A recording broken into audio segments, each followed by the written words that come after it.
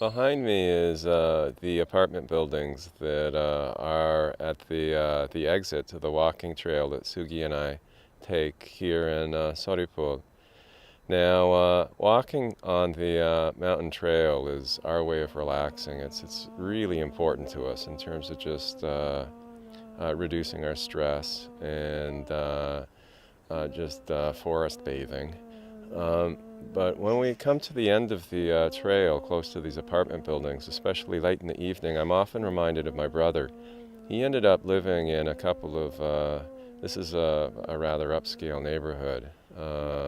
We live a bit farther away in a more modest area. But my brother ended up living in a couple of quite nice apartments, really, when he was sick with his drinking. And on the one hand, he had a slightly luxurious lifestyle, thanks to the divorce settlement he got. But at the same time, he was kind of imprisoned in those places. And living that way, I think, made him worse. It made him more introverted, more stubborn, and more depressed. So that kind of luxury, having a place of your own, and a steady income, but no real sort of purpose in life, along with a substance abuse problem, is a very dangerous mixture. La la la la la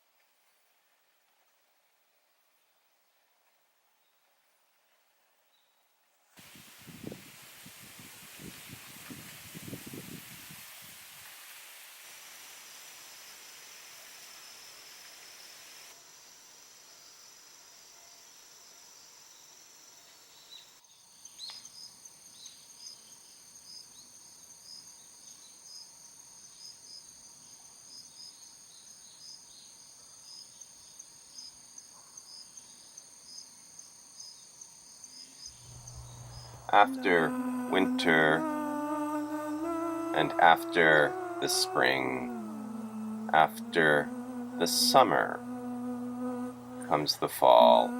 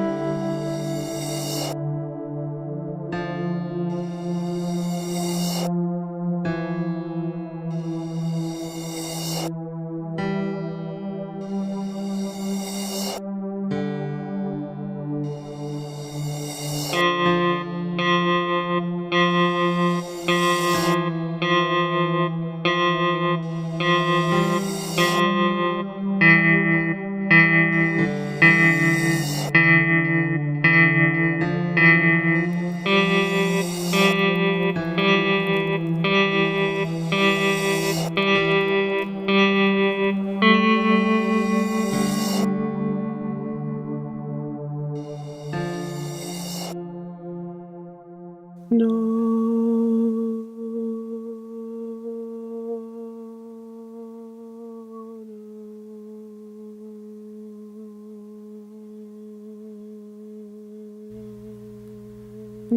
in. It's a cold day ending in downtown Montreal. The sidewalks are crowded with office workers and students, the employed and the employment wishing. There are others too on the street. They linger more than walk, and so, logically, they should be extra visible. Yet, in the eyes of the stressed out, society's bustling winners, this last group, impoverished and too degraded to expect a salary, discarded and loosened and loose change desiring, are, in the eyes of the healthy, the ranked successful, people who do not exist at all. But my brother sees them. He sees them with pity and multi-tiered fear. He, with his bad skin, bulging belly, dirty coat, smelly hat, is, in many ways, one of them. He wants what they're panhandling for. He's carrying it in a glass, heavy bag, in a plastic bag in his hand. But even though his attention is focused on them, the normal people disgust him. When he sees the homeless people's wrecked faces, Francophone pale, Inuit tan, runaway red, his heart goes out to them. But despite this unfaked, comradely empathy, his anxious distance is primal, instinctive. His food supply, correction, liquid bread, shall not be shared, shall not be depleted, and so he carries the weighty plastic bag filled with bang, clinking, full liters of Colt 45 and, for good measure, one bottle of blue, and proceeds down Park Avenue, as determined to ignore the street people as the office types and pain virginal McGillers. The sidewalk is so frozen, it's slushy, then freeze-dried curlicues of kick-colored ice are striated into clumsiness-causing shapes. It's hard for pedestrians to keep their footing. "Got any change?" a person's voice says. My brother turns to it. A native guy, Indian or Inuit, he can't figure out which. My brother likes the man's voice. "Got some change there, buddy? I need something to eat." My brother looks at the homeless guy. His face is oval, his skin pocked. He has good features that have been kicked around. The homeless guy looks at my brother.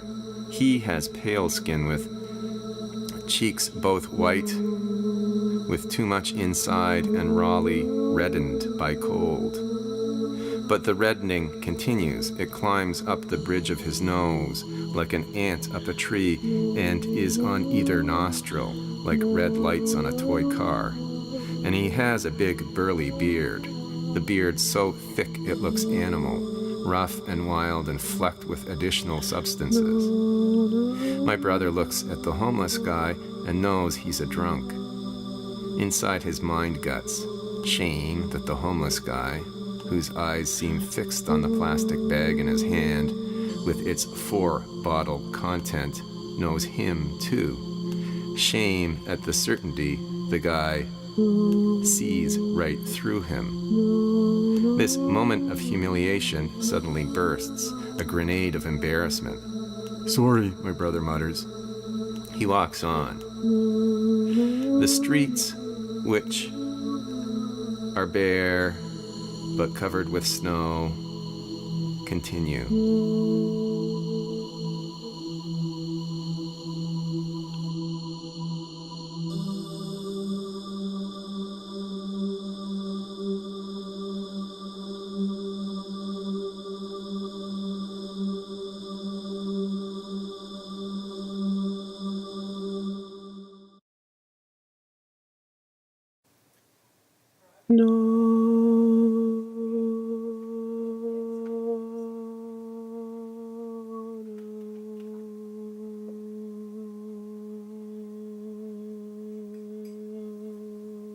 And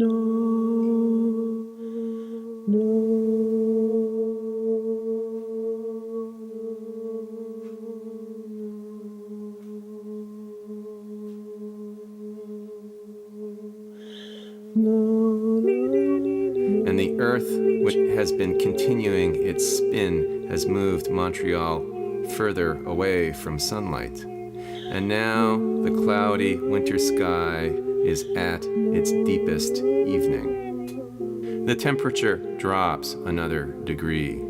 The ice on the sidewalk hardens its unevenness. My brother hears a plaintively vulnerable cry, the mewing of animal baby, and spots a little cat. It's a tiny creature, perhaps an adult whose size has been limited by limited food. The cat's face, direct, humorless, ignorant of charm, looks right at my brother, and its mouth opening, teeth looking like model dinosaur fangs. It meows again, meows right into my brother's heart. My brother stoops to pet the dear creature, stoops with his blurry, badly coordinated balance. Clunk, heavy clink. The cat flees, and my brother, straightening, harumphing at this feline snub, doesn't notice his grip has loosened. Crash! The bag of bottles is snatched by the Earth's gravity and breaks cleanly and multiply on the hard streets. Fuck! Fuck it! God damn it! God damn it! Fuck! Passers-by glance at my yelling bro and close their nostrils against the broken smell of beer. Fuck! My brother's rage is boundless and useless. Cold, cold, cold. He staggers another block and turns his head to the omniscient sky. It, too, has its way of blinking. Little flecks of snow, tiny with cold tentativeness, are falling from the sky. These little flakes, like spittle, fall on my brother's face, and a memory of childhood fills him with such absoluteness. It's recalled Ottawa, 1969. Walking with my mom and dad and me to a neighborhood rink. Outside sensations. The feeling in old, gone memory of living on a quieter, nobler planet. The feeling of great, pervasive quiet. The feeling, too, that the past equals the present and has the power to enter it. Inside sensations, our rickety home, our bright kitchen, skating for hours outside, returning to heat. My brother suddenly remembers the homeless guy and feels a big regret. He feels like he just let down a friend. He backtracks, his movements a little more agile than they've been recently. Like any addict, being denied his addiction cheers him up. But the homeless guy's spot is empty now. The past is shoveled aside by the present.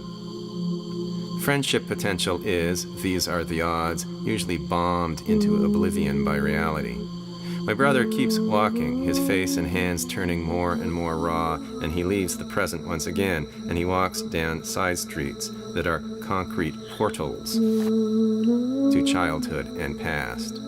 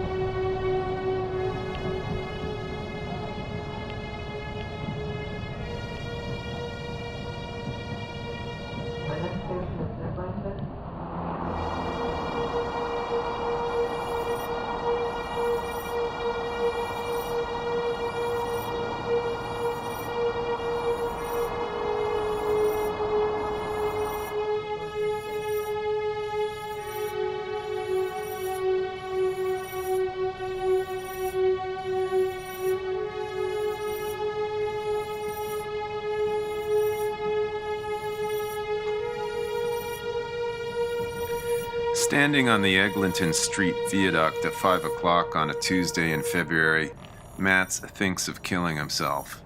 Again. It's what he always thinks about at this time of day. Suicide lately has become his secret shame, his melancholy turn-on. Matz knows what the varieties of depression are, or at least he's developed an inner vocabulary for their forms. Some have the synesthetic quality of color associations. Blue doesn't do justice to the choleric sadness which will sometimes run through his bloodstream. Instead, he thinks of a greenish brown, some horrible dankness entering his system and starting a moist rot. But this is different. It's not a state of mind which may be triggered by candida-linked foods or drinks. Instead, it's what he thinks of as, quote, warm depression, unquote, a frame of mind akin to crawling under a blanket and at first feeling warm there, but then, like a kid in a fort, feeling secretly too alone. However, Matz can't pinpoint a specific psychological trauma which would equal his depression. No one he knows has died, at least no one he's close to. Matz is still young in an average sort of way. He cannot perceive even a glimmer of the disaster that awaits his brother Gordon. Matt's life is lame, but it is average, and its averageness is what frames his sense of existence. All this is before the weird time warp that one enters with familial lunacy. His brother drinking so ferociously that alcohol is setting fire to his already inflamed brain, while his mother, suddenly so changed in personality that Matz will think she's had a stroke or is now insane, enables Gordon's process of self-immolation every step of the way, her self-righteous doctor and friends egging on the whole tragic mess because they have determined she is, quote, competent, unquote. Matt's most obvious problems now are of a boring sort. Even though he's unemployed, he has always been able to adopt an attitude of laissez-faire fatalism toward cash. He knows that if worse comes to worst, he can ask his parents for help. Despite the ignobility of a 32-year-old requesting money from Dad, Matz isn't one to let his pride interfere with his ability to eat. Still, a hurt agony gnaws at him. He remembers his acquaintance, John, the bad poet who never really achieved the level of artistic competency he was aiming for, who finally got attention by slitting his wrists and proving he was a badass of depression. All those minimalist quatrains about blood and free verse scribblings about self-mutilation finally acquired some legitimacy. And Matz also wonders if there isn't more than a speck of artistic vanity which drives him to want to leap into the fame of a body sprawled on the ground.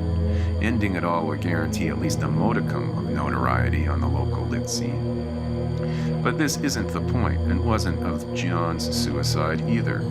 John had been seriously depressed for a number of years before the act. This was one reason why John and Matz were never close. John was too busy going on alcoholic binges for any real friendship to develop. So when Matz heard roughly a year ago that John had killed himself, he felt shock, the shock of those who hear what they thought was so likely that they'd never hear it. Matz looks into the distance. The sun, almost set, looks like a nickel dropped in a panhandler's basket, too small a denomination to help. Below, the cars of the Don Valley Expressway form a beautiful set of curved lines, two of the lines red, two white.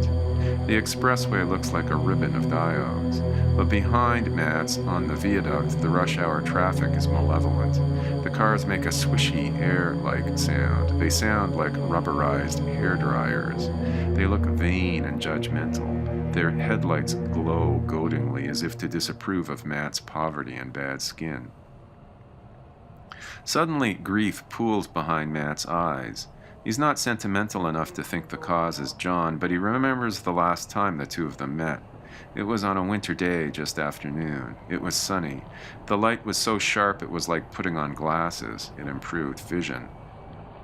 "How you doing?" John said. He was wearing a beret, a black leather jacket, and black pants. His face looked pasty and half-risen, dough not yet ready to bake. Even his voice seemed yeasty, as if a cheap beer was brewing in his intestines. "Let's go for a coffee sometime," he said. In a month he was dead. Mats clambers on top of the viaduct's thick rail. Suddenly seeing the precipitous drop on the far side, a fantastic rush of fear surges through him. He is so scared that he feels he might simply fall from frightened imbalance. But then he centers himself and straddles the rail so that he won't lose balance. And there he sits for 3 minutes, one leg on either side of the rail, and wondering whether he has the guts to live fully and jump. A woman passing him looks at him with urban apprehension. She's carrying 2 bags of groceries. She's middle-aged. She has the frightened expression of a teacher in a violent school. Mats ignores her and looks down at the gloom of the small river. "Are you all right?" the woman says. Her voice is distant. She has turned around, but she's still a few yards away from him, afraid of getting closer. "I'm fine," Matt says. His first reaction is anger. The woman is meddlesome. She can't see that he, like an acrobat, is concentrating. Son to mother, "I'm busy!" He glares furiously at her. She doesn't move, however, and so Matt sullenly clambers back to the sidewalk. Now, standing again on cement, he feels a great involuntary relief. Not wanting the woman to see this, he quickly leans down to pick up his backpack. "You looked sad," the woman is saying. She's closer now. Matt starts to mutter a grouchy, polite, "Yeah, well." His voice trails off. He looks at the woman. She's very plain. She has a slight scar on her cheek as if she's been burned in an accident. Then suddenly it occurs to Matt that she's always been dismissed by others as quickly as he's dismissing her. This seems very moving to him. He feels disproportionately choked up. He tells himself it's because he's still gunned with adrenaline. Nonetheless, a little blade seems to cut his heart. He walks away quickly, afraid he'll lose control of himself. When he gets to the subway station, he settles down. He looks at the crowd around him, especially the women. For the first time he can remember, he looks at all the women, the older ones as well as the young, the homely as well as the beautiful. The anonymity of most people strikes him, the way in which life is unrewarded by the minor fame of attention. By the time Mats gets home, he's frigid. He slams the door of the semi-dilapidated house he lives in shut. But being inside doesn't warm him up very much. The Victorian wallpaper of the hall and dark brown wood of the door also seem cold.